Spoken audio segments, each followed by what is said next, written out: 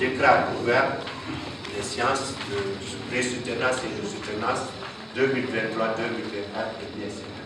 Merci beaucoup. Vous avez maintenu le calme et on va passer à l'évaluation. C'est une simple évaluation de la mêlée des travaux de recherche qui sont et nous allons corriger avant qu'il ne fasse la soutenance. C'est ce qui est important. Donc on va maintenir du calme et je vais demander à mes collègues s'ils n'ont rien à dire. On va demander à monsieur le rapporteur de passer la parole si le candidat est prêt.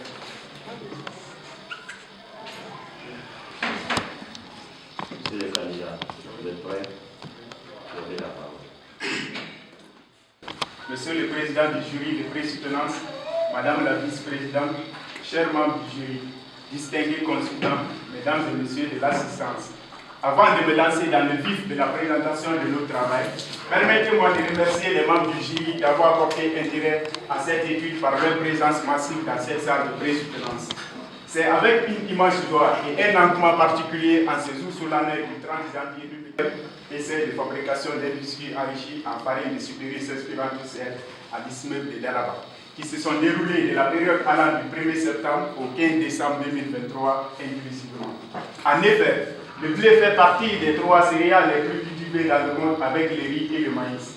La production mondiale de blé s'élève à 690 millions de tonnes en 2008. Concernant les utilisations nationales du blé tendre, l'alimentation animale est le plus gros débouché, 5,6 millions de tonnes, suivi de l'alimentation humaine avec 5 millions de tonnes, jour 2013. Par ailleurs, le biscuit, qui est un sous-produit du blé, est très prisé par la population, surtout la pousse juvénile. Le marché mondial des biscuits s'élevait à 106,8 milliards de dollars américains en 2020 et devrait croître en un taux de 3,4% jusqu'en 2027. Cette croissance est principalement tirée par les pays émergents et par l'innovation qui est un moteur majeur du secteur. Business Code 2021. Les biscuits apportent aux enfants 4,7% en liquide, 4,5% en glucides simples, 3,9% en glucides complexes, comme apport énergétique de 3,6 kcal, 2,5% en fibres, 2,4% en fer et comme apport en vitamine E, 2,3%. Ces valeurs sont réduites sur les adultes du fait de la baisse de la consommation, PNNS 2007. Malgré cette importance, cette denrée reste de nos jours largement un produit d'importation affectant négativement la balance commerciale de notre pays. En outre, ces biscuits importés ne sont pas très souvent enrichis en produits tropicaux avec leurs nombreuses vertus, comme le Superius Esculentus L, qui est réputé contenir une teneur élevée en fibres alimentaires, ce qui peut être efficace dans le traitement et la prévention de plusieurs maladies telles que le cancer de côlon, les maladies cardiovasculaires, l'obésité, le diabète et les maladies gastro-intestinales. Adboumouai 2008.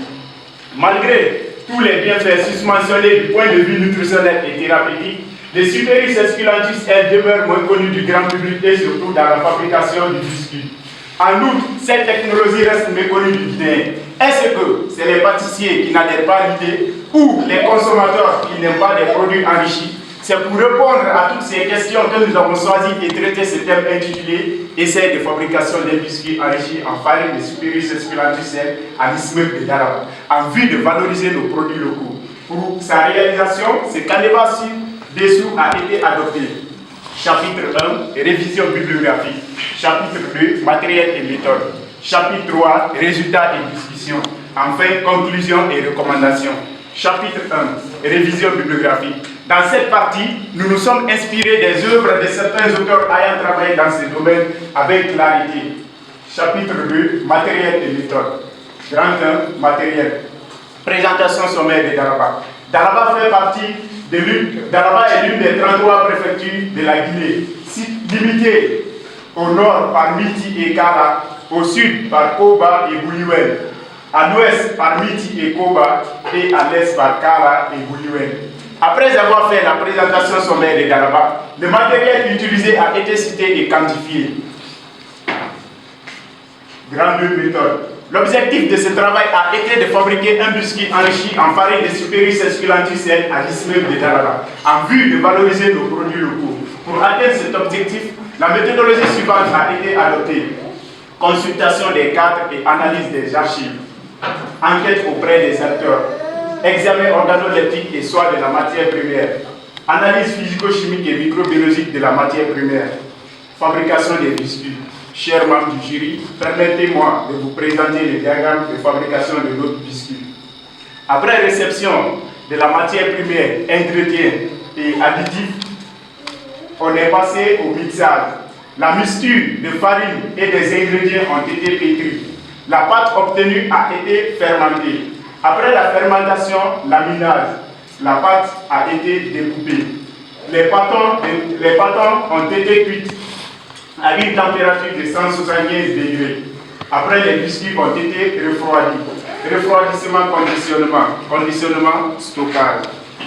Analyse physico-chimique du biscuit. Examen sensoriel des biscuits. Calcul technologique. Chers membres du jury, chapitre 3, résultats et discussions.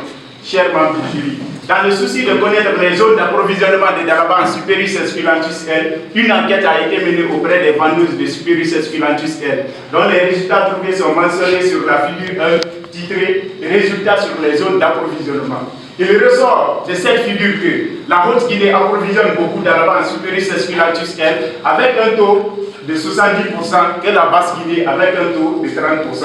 Ce fort taux d'approvisionnement de Dalaba en Superis Esculentus L pourrait s'expliquer par la disponibilité du Superis Esculentus L en grande quantité dans cette localité. Chers membres du jury, dans le souci d'avoir des matières premières de bonne qualité pour la fabrication de notre biscuit, un examen sensoriel a été effectué, dont les résultats trouvés sont mentionnés dans ce tableau titré Résultats des examens organoleptiques. Il ressort de ce tableau que les échantillons sur lesquels nos analyses se sont portées ont été tous de qualité satisfaisante comparativement aux critères d'appréciation rapportés par jour en 2013 sur les farines et aux résultats rapportés par Koulibaly en 2015 dans la fabrication des biscuits secs avec absence d'anomalies.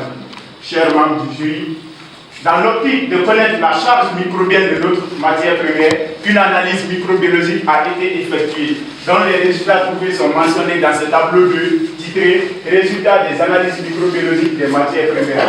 Il ressort de ce tableau que les paramètres analysés ont été satisfaisants comparativement aux critères microbiologiques préétablis.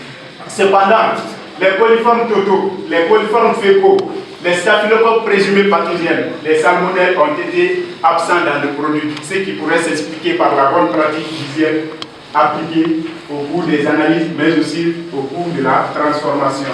Par ailleurs, les FMAT, les coliformes fécaux, les levures et moisissures ont été identifiés dans le produit, mais à faible charge, inférieure aux critères microbiologiques rapportés respectivement par la FAO en 2015 sur les farines et inférieure aux résultats rapportés par Richard en 2016 sur les farines infantiles à cure. Chers membres du jury, dans l'optique de connaître les paramètres physico-chimiques de notre biscuit, une analyse physico-chimique a été effectuée, dont les résultats trouvés sont mentionnés dans ce tableau 3, titré Résultats des analyses physico-chimiques du biscuit. Il ressort de ce tableau que nos biscuits avaient un taux d'humidité faible, ce qui pourrait s'expliquer par la bonne pratique de séchage, mais aussi l'absence d'eau sur la scène de fabrication. Une matière grasse élevée due à l'ajout du beurre essentiel. Un pH approximativement égal à celui de la farine qui est la matière première de notre biscuit. Un degré Brix élevé, ce qui prouve l'existence d'une grande quantité de sucre dans notre biscuit. Chers membres du jury, dans le souci d'avoir des informations sensorielles relatives à notre biscuit, une analyse sensorielle a été effectuée, dont les résultats trouvés sont mentionnés dans ce tableau 4, titré Résultats des examens sensoriels. Il ressort de ce tableau que nos 3 formulations, avec les taux d'insertion de 10%, 20% et 30%, ont été appréciés, ont été tous de qualité satisfaisante comparativement aux résultats rapportés par Siodogo en 2009 dans la fabrication des biscuits secs. Par ailleurs, la 3e formulation, avec le taux d'insertion de 30%, a été vivement appréciée sur toutes ses formes. Cette appréciation vivace de la 3e formulation pourrait s'expliquer par le taux élevé, par le taux d'insertion élevé à ce niveau. Conclusion et recommandations. Le travail qui a porté sur l'essai de fabrication d'un biscuit enrichi en farine de Superis Esculentus L nous a permis d'approfondir nos connaissances sur les techniques d'analyse microbiologique et physico-chimique. Au terme de cette étude, nous avons réussi à mettre en place un diagramme de fabrication des biscuits à base de farine Oxypyrus esculentus avec 3 différentes formulations. Ces analyses nous montrent également que l'hygiène appliquée au cours de cette technologie était efficace vu l'absence des coliformes fécaux, des salmonelles et des staphylocoques présumés pathogènes dans le produit.